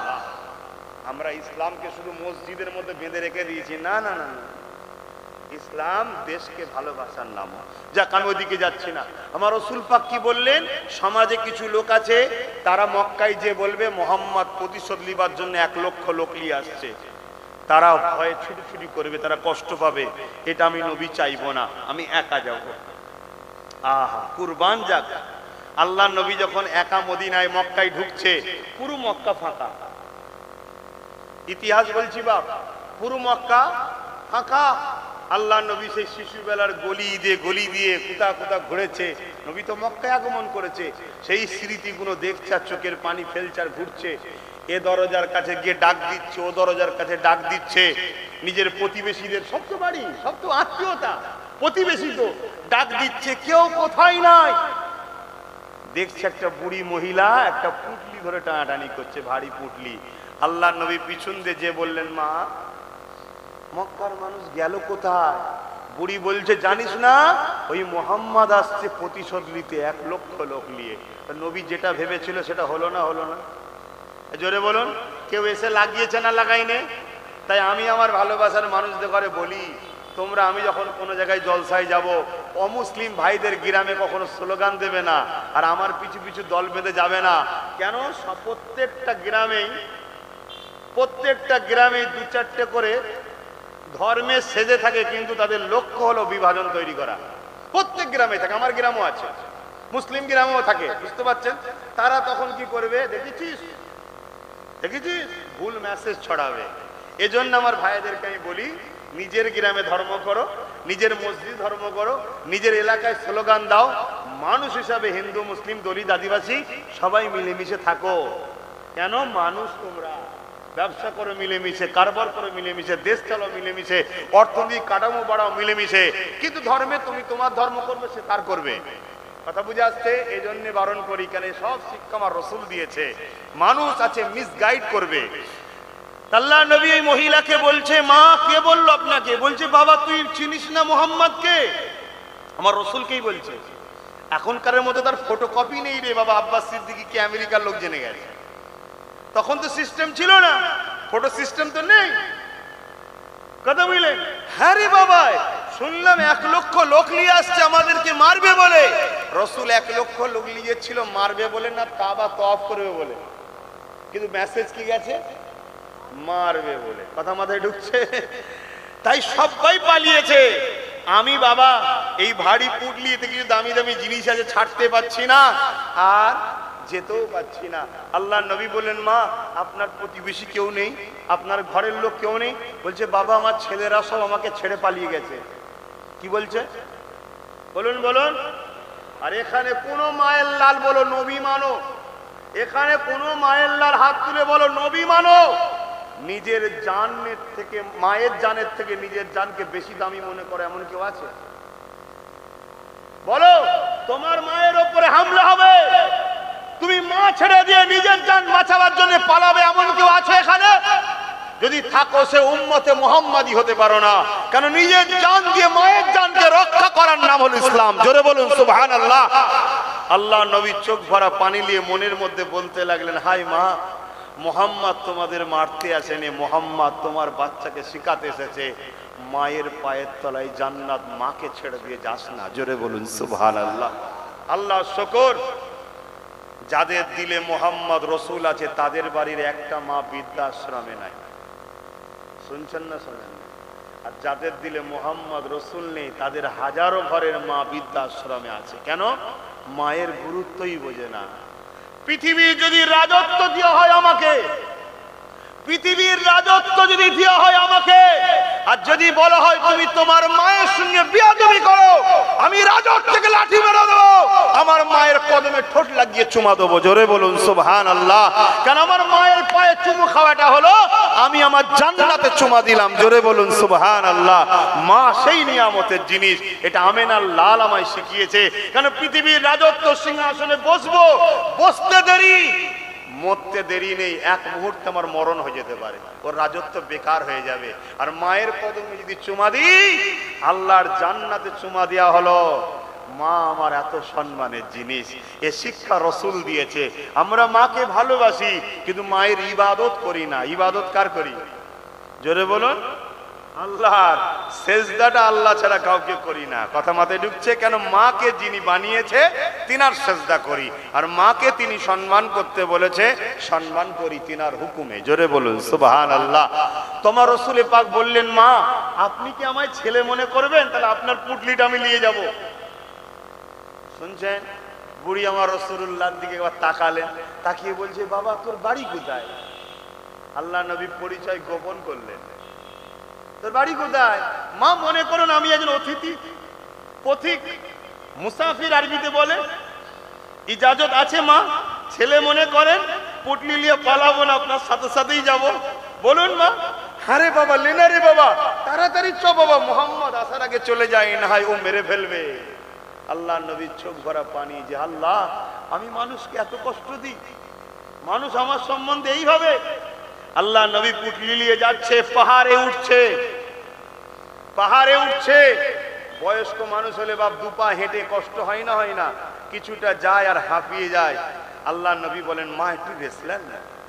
বুড়ি একটা পাথরের উপরে বসে আর আমার রসুলের দিকে ঘুরে তাকায়, বাবা তুই রাখ, তুই পুটলিটা রাখ, তুই একটু বস। আল্লাহ নবী বলেন, না মা, আমি দাঁড়িয়ে আছি, আপনি একটু রেস্ট নিন। বাবা তোর মনে এত দয়া, তোর মনে এত মায়া, তুই কার বাচ্চা বাবা, তুই কার ছেলে বাবা? আজ এই মোহাম্মদের জন্য আমাদেরকে কত কষ্ট করতে হয়েছে। মোহাম্মদ নির্বংশ হয়ে যাক, মোহাম্মদ মুখ পুড়ে যাক, মোহাম্মদের হাত পা ধ্বংস হয়ে যাক। গাল দিচ্ছে বুড়ি, কাকে বলবেন তো? কাকে? সে কোথায়? তিনি কোথায়? কার তিনি কোথায়? যার পুটলি নিয়ে দাঁড়িয়ে আছে তিনি তো মোহাম্মদ সাল্লাল্লাহু আলাইহি ওয়াসাল্লাম। গাল দিচ্ছে মানে জানে না। তা আজও আমাদের সমাজের লাখো কোটি মানুষ ইসলাম কোরআন মুসলমানকে গালি দেয়, তারা হাকিকাতে মোহাম্মদ রসুল কোরআন ও ইসলামকে জানে না। তাদেরকে একদল লোক ভুল পাঠ পড়ায়। কেন পড়ায়? আজকের আবু জেহেল তার রাজত্বকে টিকাবার জন্য পড়ায়। কেন? সে জানে মোহাম্মদ রসুল যদি থাকে তাহলে আবু জেহেলের জুলুম থাকতে, মোহাম্মদ রসুলের গোলাম যদি থাকে, বলুন, নারীর উপরে জুলুম হতে, অসহায়ের উপরে জুলুম হতে, বিধবার উপরে অত্যাচার হতে, এতিমকে লুটতে, রাষ্ট্রকে লুটতে। আরে ব্রিটিশ যখন এ দেশে 200 বছর রাজত্ব করছিল, অনেকে আন্দোলন করেছে, আমি সবার আন্দোলনকে স্যালুট জানাই, কিন্তু কারো মায়ের লালের দুধের ক্ষমতা ছিল না ব্রিটিশকে কাঁপিয়ে দেবে। যেদিন দিল্লির জুমা মসজিদ থেকে হযরতে আব্দুল আজিজ মুহাদ্দিস দেহলভী আওয়াজ তুলল, ভারতের মানুষ, ব্রিটিশ হুকুমত के विरुद्ध में लड़ना फर्ज हो गया, फर्ज মানে লড়তেই হবে। সেদিন সবাই কাঁপতে শুরু করলো। কেন? আব্দুল আজিজ মুহাদ্দিস দেহলভী ছিল একজন নবীর সচ্চা গোলাম, আলেমে দিন ছিল। ওনার কথাতে লক্ষ লক্ষ হাফেজে কোরআন, আলেমে দিন নেমে পড়ে গেল। ব্রিটিশ রাগেতে এত মার মেরেছিল আলেমদের ঘরে, জানাজার নামাজ পড়াবার পর্যন্ত কোনো মুসলমান আলেম ছিল না। শুনছেন? জানাজার নামাজটা যে পড়াবে সেরকম কেউ ছিল না। মানে যার একটু দাঁড়িয়ে দেখেছে আম মানুষ, তাকেও মনে করেছে মলি মেরে দে। শুধু 60,000 দিল্লিতে 60,000কে গলায় রশি দিয়ে, এক একটা রশিতে দুজন দুজন করে মেরেছে। শুনছ? তারপরও আলহামদুলিল্লাহ ব্রিটিশকেই পালাতে হয়েছে, আমরা কামিয়াবি হয়েছি। আলহামদুলিল্লাহ বলুন, আলহামদুলিল্লাহ বলুন। তো ভাইয়ের আমার রসুলে পাক এইভাবে যাচ্ছে, ও আবার কিছুটা হাঁটে, মা আবার বসে যায়, রসুল্লাহ আবার দাঁড়িয়ে থাকে। এইভাবে কিছু দূর যাওয়ার পর আল্লাহ নবী, নূর নবী, দয়ার নবী বলছেন, মা আপনার সাথীরা আছে কোথায়? বলছে, বাবা ওই যে পাহাড় দেখছিস, ওই পাহাড়ের ওই পাদদেশে একটা গুহা আছে, সেখানে আশ্রয় নিয়েছে। অনেক রাস্তা, আজও যারা মক্কা মদিনায় গেছে দেখবেন কি চূড়া চূড়া পাহাড়। এখন তবুও তো অনেকটা উন্নত হয়েছে, তখন তো উন্নত ছিল না। আল্লাহ নবী ভারী পুটলি নিয়ে ওই মহিলার পিছনে মা বলে পিছনে তাকে আদর করতে করতে নিয়ে যাচ্ছে, আর সে গাল দিতে দিতেই যাচ্ছে। একটা সময় এসেছে যখন পাহাড়টা এবারে উঠবে, নাবার সময়, এবার দেখা যাবে ওই পাহাড়ের ওই পাদদেশে সবাই একত্রিত হয়ে বলছে, মোহাম্মদ মনে হয় আমাদের বুড়িটাকে মেরে দিয়েছে, এতক্ষণ চলে এসেছে, মেরে দিয়েছে। আল্লাহ নবী রুকে গেলেন, থমকে গেলেন। বুড়ি যেই উঠেছে, যেমন চাঁদ উঠলে দেখা যায়, সবাই দেখে খুশি হয়েছে যে ওই দেখো আমাদের সেই বুড়ি মহিলাটা আসছে। কথা বুঝেছে? তারা ওই দিক থেকে উঠে এসেছে, মহিলা নামছে, মহিলাকে আস্তে করে তুলে নিয়েছে, তারা নিয়ে হাজির হয়েছে, মহিলাকে বসতে দিয়েছে। এই ভিড়ের মধ্যে রসুলের কথা বুড়ির, ব্যাগের কথা বুড়ির মনে নেই। রসুল্লাহ এই পাড়েই দাঁড়িয়ে আছে, জিজ্ঞেস করছে, মা আমরা মনে করেছি, তার ছেলেরাও আছে, যে তোমাকে মেরে ফেলেছে মনে হয়। বুড়ি বলছে, না, তাদের তখন মাননেওয়ালা ছিল উজ্জা, লাত, হবল, এইসব তারা মানত। তার নাম ধরে বলছে একটা ছেলে পাঠিয়েছে, কি সুন্দর ছেলে। তারা জিজ্ঞেস করছে পরিচয় কি? বলছে পরিচয় দেয়নি, কিন্তু সে আমার ভারী পুটলিটাকে নিয়েই আসছে। এত তারিফ প্রশংসা হওয়া পর্যন্ত রসুল দাঁড়িয়ে আছে। এবারে রসুল্লাহ উঠছে, আর বুড়ি দেখাচ্ছে, ওই দেখো কত সুন্দর বাচ্চা আসছে, জোরে বলুন সুবহানাল্লাহ। সমস্ত সর্দার যারা ছিল তারা তো চেনে আমার রাসূলকে, তারা বলছে মা এটাই তো মুহাম্মদ। বুড়ির চোখ দিয়ে পানি পড়ছে, হারা তোরা এই বাচ্চাটার বিষয়ে, এই ছেলেটার বিষয়ে তোরা এত খারাপ বলিস? পুরো রাস্তায় বাচ্চাটাকে আমি গাল দিয়েছি, সব চোখ মুজে সহ্য করে এসেছে, এর মতো মানুষ হয়নি। হাত রাসূলুল্লাহ কাছে যখন গেছে, বাবা আমায় ক্ষমা করো, আল্লাহর নবী বললেন মা আমি এসেছি রাহমাতাল লিল আলামিন হয়ে, কাউকে আঘাত দিতে নয়, আমি সত্য রাস্তা, এক রাস্তা মালিক একজন আল্লাহ চিনাতে এসেছি। জোরে বলুন সুবহানাল্লাহ। তারা যতজন ছিল তারা দলে দলে আমার রাসূলুল্লাহর হাতে হাত দিলেন, নবীর কথাকে মেনে নিলেন। জোরে বলুন সুবহানাল্লাহ। আল্লাহ নবীর নূর, নবীর আদর্শ দেখুন। আর আজকে আমাদের আদর্শ বলুন, আমরা উগ্র টাইপের হয়ে যাচ্ছি। এই উগ্র থেকে দমন করার জন্য আল্লাহর ওলিদের দরবারে যেতে হবে। ওলিদের দরবারে গেলে কি করে দমন হবেন? আল্লাহর ওলিরা আপনাকে আল্লাহ নামের জিকির শিখাবে। এই হৃদয় কলবের বাঁয়ে স্তনে 2 আঙ্গুল নিচে একটা ছোট্ট গোস্ত আছে যাকে বলা হয় কলব।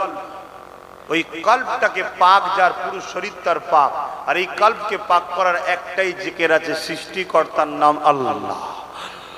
আল্লাহ আল্লাহ আল্লাহ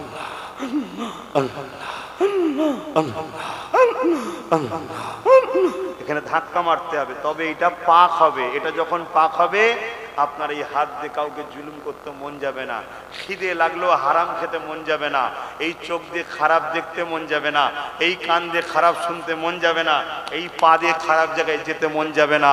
কেন? এটা আপনার পাক, পুরো শরীর পাক হয়ে যাবে। জোরে বলুন সুবহানাল্লাহ। আর এটা পাক করতে গেলে ধুলে হয় না, আল্লাহ নামের, মালিকের নামের জিকির করতে হয়, ওখানে ধাক্কা মারতে হয় মালিকের নামে। কথা বুঝেছেন? আমার নবী পাক সাল্লাল্লাহু আলাইহি সাল্লাম এভাবে পৃথিবীর মানুষকে প্রেম করা শিখিয়েছে, ভালোবাসা শিখিয়েছে, মহব্বত করা শিখিয়েছে। এক ব্যক্তি রাসূলের কাছে আসলেন, হুজুর আমার কবরে সবথেকে বেশি কার হক? আল্লাহ নবী বললেন তোমার মায়ের, তারপরে কার? তোমার মায়ের, তারপরে কার? তোমার মায়ের, তারপরে কার? তোমার বাপের। অর্থাৎ নবী পাক সাল্লাল্লাহু আলাইহি সাল্লাম মা নারীর জাতকে পুরুষ বাপের জাতকে 3 গুণ বাপের থেকে সম্মান নারীকে দিয়েছে। জোরে বলুন সুবহানাল্লাহ, আরো জোরে বলুন সুবহানাল্লাহ। আর আজ পৃথিবীর বুকে আমার বাংলা বলেন, আমার দেশ বলেন, পেপার হাতে লিবার মতো উপায় নেই। কোন জায়গায় নারীকে উলঙ্গ করে একদল জালিমরা তাড়া করছে, কোন জায়গায় নারীদেরকে হত্যা করা হচ্ছে, কোন জায়গায় বিয়ের পণ দিতে পারেনি বলে শ্বশুর শাশুড়ি জামাই মিলে নারীকে পুড়িয়ে দিয়েছে। এই সব আমরা আজকে সমাজে দেখছি। অথচ এই অন্যায়কে মিটিয়ে দিয়ে নারীর মর্যাদা দিবার নাম ইসলাম। জোরে বলুন সুবহানাল্লাহ। তাহলে আমাদের মধ্যে ইসলাম আছে কই? বলুন, আছে ইসলাম? তাহলে আজকে অঙ্গীকারবদ্ধ হন, নিজের ঘরের হোক আর বাইরের হোক, মায়ের জাত নারী জাতের উপরে জুলুম হলে এই মজলুম নারীদের পাশে দাঁড়িয়ে জালিমদের বিরুদ্ধে আমরা লড়াই করব। সে জালিম যদি হুকুমতেও বসে থাকে, সে জালিম যদি ক্ষমতার আসনেও বসে থাকে, সেই জালিমের দিকে কে 47ও যদি থাকে, সেই জালিমের দিকে যত বড় পাওয়ার থাকুক না কেন, তার বিরুদ্ধে লড়ে নারীদের পক্ষে দাঁড়িয়ে তার বিরুদ্ধে লড়াই করব। তবেই তো তুমি আমি মুসলমান, তবেই তো তুমি আমি ইসলামের অনুসারী। শুধু নামাজ পড়লেই মুসলমান হওয়া যায়? আজকে জানেন শতকরা আমাদের সমাজে হাজারো প্রচুর নারী আছে, আমি সংখ্যা বলবো না, প্রচুর নারী আছে যারা পেটের সামান্য খিদার জন্য দেহকে বিক্রি করতে যাচ্ছে নোংরা জায়গায়। কেন? কেন? আজকে আমি নয় ধনী, আমার পাড়ায় 5 জন ধনী আছে, 50টা গরিব আছে। ওই 50টা পরিবারকে 5 জন ধনী কি লালন পালন করতে পারে না? তাদেরকে দেখাশোনা, তাদের খাবার, তাদের ভরণ পোষণের দায়িত্ব নিতে পারে না? আমি জানি আপনারা বলবেন এটা তো হুকুমতের কাজ, গভর্নমেন্টের কাজ, সরকারের কাজ, আমি জানি। কিন্তু সরকার যখন জালিম হয়ে যায় তখন তো গরিবকে সে আর দেখে না। কমসে কম আপনি তো দেখুন, এটা কি আপনার দায়িত্ব নয়? আপনি দেখুন, আপনি পিয়ার করুন যে যার গ্রামে গ্রামে। তাই আমি প্রতিটা গ্রামে আহলে সুন্নাত ওয়াল জামাত নামে একটা সংগঠন তৈরি করেছি।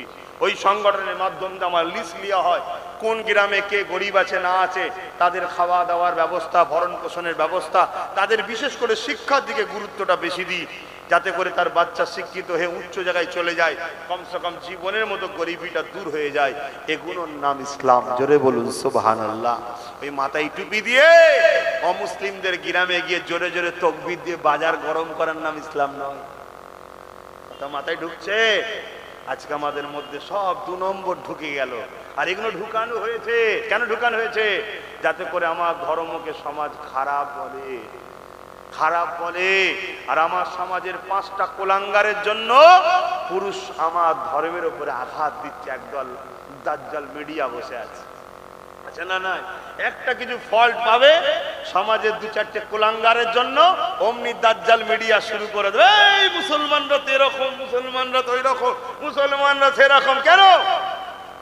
গতকালকে আমি যখন দেশপ্রেম দিবসের পতাকা তুললাম, কই ওটা মিডিয়া তো দেখালো না যে দেখো মুসলমানদের পশ্চিম বাংলা নয় পূর্ব ভারতের হেড সেন্টার হলো ফুরফুরা শরীফ। আমি একজন স্বাধীনতা সংগ্রামী ও ইসলাম ধর্মের ধর্মগুরু 4র্থ প্রজন্ম। মা দাদা শুধু ধর্মগুরু নয়, স্বাধীনতা সংগ্রামীও ছিলেন, দেশের জন্যও লড়েছেন, তার অবদান আছে। সেই ঘরের ছেলে হয়ে আমি নেতাজি সুভাষচন্দ্র বসুর জন্মদিনে আমি পতাকা তুলছি, সেখানে আমি বক্তব্য দিচ্ছি নেতাজি সুভাষচন্দ্র বসু আমার ধর্মের কেউ নাই। তাও বলছি কেন? কেন নেতাজি সুভাষচন্দ্র বসু আমার দেশের জন্য লড়াই করেছে, ব্রিটিশদের বিরুদ্ধে লড়েছে, ব্রিটিশদের অত্যাচার থেকে আমার দেশকে বাঁচাবার জন্য অনেকের মধ্যে তারও একটা অবদান আছে। আপনাদের এলাকায় নারকেল বেরিয়ায় হাফেজ তিতুমির সাহেব যেমন রয়েছে, ঠিক নেতাজি সুভাষচন্দ্র বসুরও বিরাট বড় অবদান রয়েছে। তিনি 1897-এ জন্মগ্রহণ করেছিল উড়িষ্যার কোন শহরে বলুন? কটক। এই যে কটক শহরে তিনি ইংল্যান্ডে পড়াশোনা করেছে, পড়াশোনা করে এসে এই দেশে সরকারি চাকরি পর্যন্ত করেনি, দেশের জন্য লড়াই করেছে। আমি তাই তিনার জন্মদিনটাকে দেশপ্রেম দিবস হিসাবে একটা পতাকা তুলছি। কথা বুঝে আসছে না? না কই এটাকে মিডিয়া দেখায়? বলুন দেখাই না? দেখাবে না। মিডিয়া কোনটা দেখাবে? মিডিয়া দেখাবে তথাকথিত কিছু রাজনীতির দলের হাতে তাসের জন্য গুন্ডা তৈরি করা হয়েছে, তাকে সুযোগ দেওয়া হয়েছে, সে এলাকার ভোট দখল করে, লোটে দার খুন খারাপি করে, লাস্টে যখন পরে তাকে ধরা পড়ে যাবে তখন মিডিয়া দেখাবে দেখো মুসলমান কিভাবে সাম্রাজ্য তৈরি করেছে। এখানে লাখো কোটি মুসলমান খেতে পায়নি, তারপরও দেশের জন্য জান দেয়, গাদ্দারি করেনি। কই তাদেরটা তো দেখায়নি। কথা মাথায় ঢুকছে না? ঢোকে না? এটা আমাদেরকে শেষ করার একটা প্ল্যান চলছে। আর এই খপ্পরে আমাদের ঘরের ছেলেগুলো পাও দিয়ে ফেলছে। আর এসব কথা যখন আমি বুঝাবো আমাদের ছেলেরা আবার শুনতেও চাই না। কি গো অসুবিধা হচ্ছে? হ্যাঁ বুঝুন আমার সোনার ভাইরা, ভালো মানুষ হন, মানুষের অভাব নেই। 700 কোটির উপরে মানুষ আছে পৃথিবীতে। কত কোটি? 700 কোটির উপরে মানুষ আছে পৃথিবীতে। ভালো মানুষ কটা আছে? 700 খুঁজে পাওয়া যাবে? 700-র কথা বলছি, 700, 7 2 0 7 2 0 700 কোটি আছে। 700 ভালো মানুষ পাওয়া যাবে? বলুন। যার কথা দ্বারা, যার হাত দ্বারা, যার মুখ দ্বারা, যার ব্যবহার দ্বারা তার পাড়া প্রতিবেশী খুশি নয়, আমার রাসূলুল্লাহ বলে দিলেন সে কখনো ভালো মানুষ নয়, সে আমি নবী আমার উম্মত নয়। তাহলে বলুন তো দেখি, আমাদের কথা দ্বারা, আমাদের হাত দ্বারা, আমাদের ব্যবহার দ্বারা আমাদের পাড়া প্রতিবেশী কি খুশি হয় না বেজার হয়? বলুন। যদি খুশি না হয় সে তো ভালো মানুষ নয়। আর পশ্চিম বাংলার মুসলমান আমাদের তো প্রতিবেশী আবার অন্য ধর্মের লোক, তাই তো নাকি গো? হ্যাঁ, আমাদের ব্যবহার কথাবার্তায় তারা যেন অখুশি না হয় এটাও মাথায় রাখতে হবে। আল্লাহ নবী, নবী দয়া নবী, তিনি আমাদেরকে দুনিয়ার জমিনে কিভাবে জীবন যাপন করতে হবে, কিভাবে সংসার করতে হবে, কিভাবে অর্থনীতিতে ডেভেলপমেন্ট করতে হবে, সেগুলো আমাদেরকে দেখতে হবে। আজকে পৃথিবী বলে আমেরিকা নাকি সব থেকে শক্তিশালী, আজকে পৃথিবী বলে ইসরায়েল নাকি সব থেকে ধনী। আর এগুলো মিডিয়ার বক্তব্য, মিডিয়ার বক্তব্য। একজন চাক্ষুষ থেকে আসা ব্যক্তির কথা শোনো, পৃথিবীর বুকে সব থেকে শক্তিশালী তো সে যার পরিবারে কোনো অশান্তি নাই। পৃথিবীর বুকে সব থেকে শক্তিশালী তো যে যার এলাকায় কোনো চোর নাই। পৃথিবীর বুকে সব থেকে শক্তিশালী তো সে যার এলাকার নারীরা কোনো রকম ভাবে বেউজ্জিতি হয় না, সুরক্ষিত থাকে। পৃথিবীর বুকে এমন একটা জায়গা বলো, হ্যাঁ আমেরিকা পরমাণু বোমা করেছে, হ্যাঁ ইসরায়েল পৃথিবীকে টাকা ধার দেয়, সুদে খাটায়, পৃথিবী তাই সবাই ইসরায়েলকে ভয় করে, কেননা ওর টাকা সবাই ধার করে বসে রয়েছে। কিন্তু পৃথিবীতে একটা দেশ বলো, একটা জায়গা বলো যেখানে কোনো সংসারে অশান্তি নয়, যেখানে স্বামী স্ত্রীর মধ্যে কোনো অশান্তি নয়, যেখানে নারীরা কোনো রকম ভাবে দুঃখের মধ্যে, কষ্টের মধ্যে, বা নারীদের উপরে কোনো ইফটিজিং হয়, একটা জায়গা বলো। আজ আমি বলে যাই, মনে রেখে দাও, পৃথিবীর বুকে একটা জায়গা আছে, 1450 বছর আগে নবী আমার সিস্টেম শিখিয়ে দিল, যে জায়গাটা পৃথিবীর সব থেকে গরিব ছিল, আজকের দিনে পৃথিবীর সব থেকে শ্রেষ্ঠ জায়গা, ওই জায়গাটা হলো ইয়াসরিব, মদিনা, যেখানে নারী ধর্ষণ তো দূরের কথা, 1000 বছর আগ থেকে আজ পর্যন্ত কোন সংসারে ডিভোর্স তালাকও হয়নি। কোন নারী ওখানে ধর্ষিত তো দূরের কথা, কোন রকম ভাবে তাদেরকে ইফটিজিংও করা হয়নি।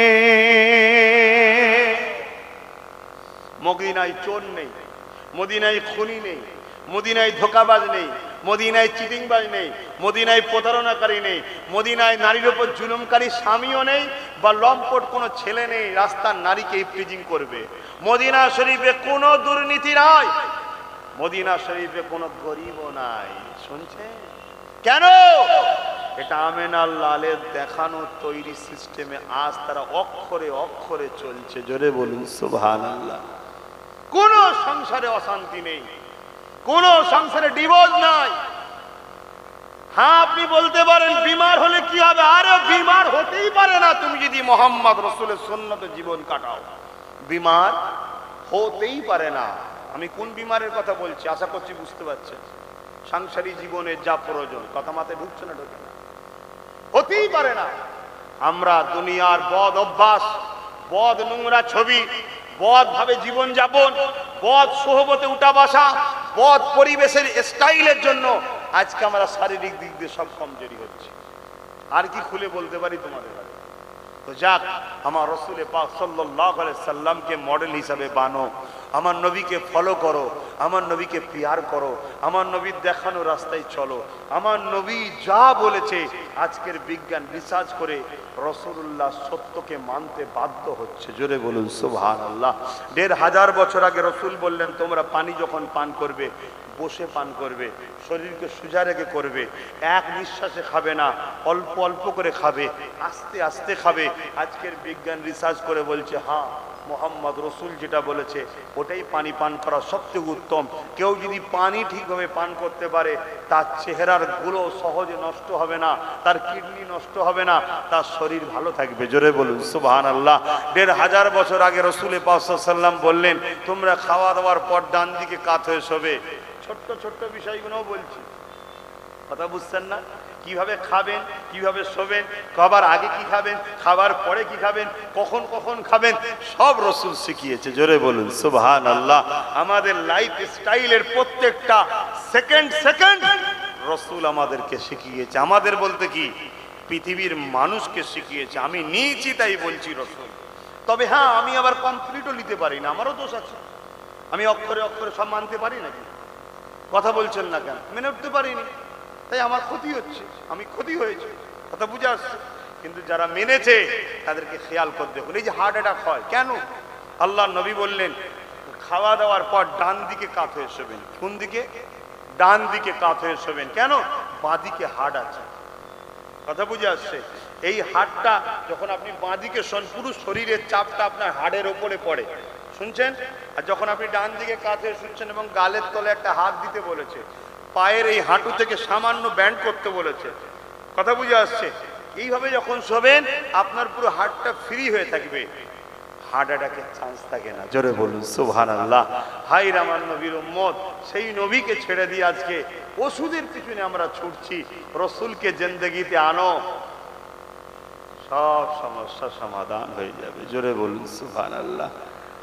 তুমি দুনিয়াবি জিন্দেগিতে শান্তি পাবে, তোমার রাষ্ট্রীয় জিন্দেগিতে শান্তি পাবে। এই যে আজকে এত চাটাং ব্যাচাং করে সব চিল্লাচ্ছে, কোনো টেনশন লিবার কিচ্ছু নেই, কোনো কিচ্ছু করার দরকার নেই। শুধু একটা প্রস্তুতি লাও, কি? নিজেকে মোহাম্মদ রসুলের নকশা কদমে চালাও।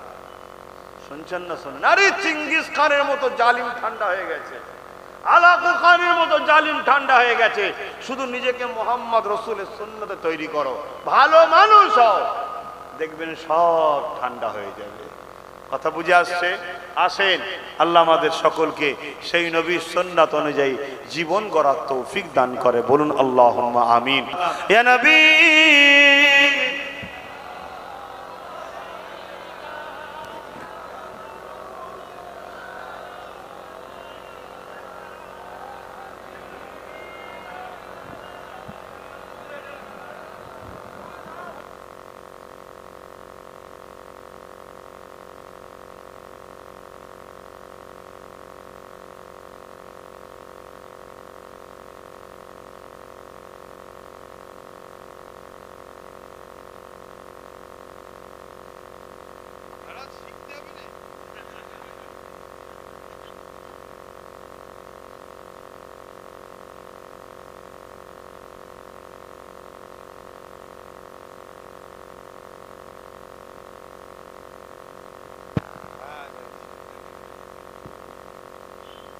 কত রকম সব জিনিস উঠছে, একটার পর একটা মডেল, একটার পর একটা মডেল। কথা বুঝে আসছে? আসেন, সব জায়গায় নতুন ভালো, কি কিছু কিছু জায়গায় আবার পুরাতনটাই ভালো, নাকি? হ্যাঁ, সব জায়গায় আবার নতুন ভালো নয়, কিছু কিছু জায়গায় পুরাতনটাই ভালো। যেমন বাপ, কি পুরাতন ভালো না? ভালো নয়। অনেকের আবার নতুনের অভ্যাস, নতুন ছাড়া চলে না। আরে বাপের ক্ষেত্রে পুরাতনটাই ঠিক আছে, আর না নতুন বাপ নিয়ে আসবেন? কেউ নিয়ে আসে? তো এই ক্ষেত্রে পুরাতনটাই ঠিক আছে, একটাই। ঠিক তেমনই আমাদের জন্য কোরআন ওইটাই ঠিক আছে, একটাই কিতাব। কথা বুঝে আসছে? কোরআন শরীফ কালামুল্লাহ, আল্লাহর কথা, মালিকের কথা। তাই তো আজও কেউ ভুলবার করতে পারেনি। আসেন, ইয়া নবী সালামুন, ইয়া রাসূল, ইয়া হাবিব সালাম,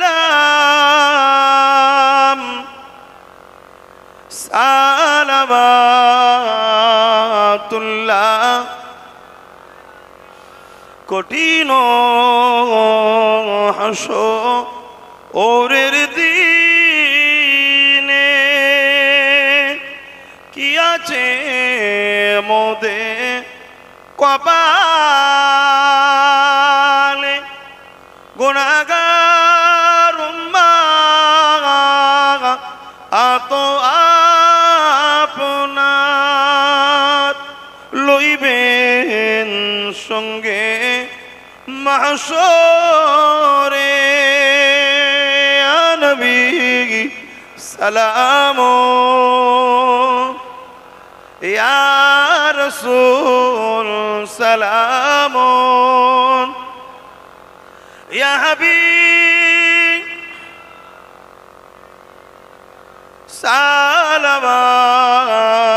সালাওয়াতুল্লাহ। ইয়া নবী মাদিনা হতে সব কিছুই পারেন দেখিতে, মোদের লাশ কবরে রাখিলে লইবেন অনুকরে নবী সালাম ইয়া রাসূল ইয়া হাবিব সালাম সালামাতুল্লাহ।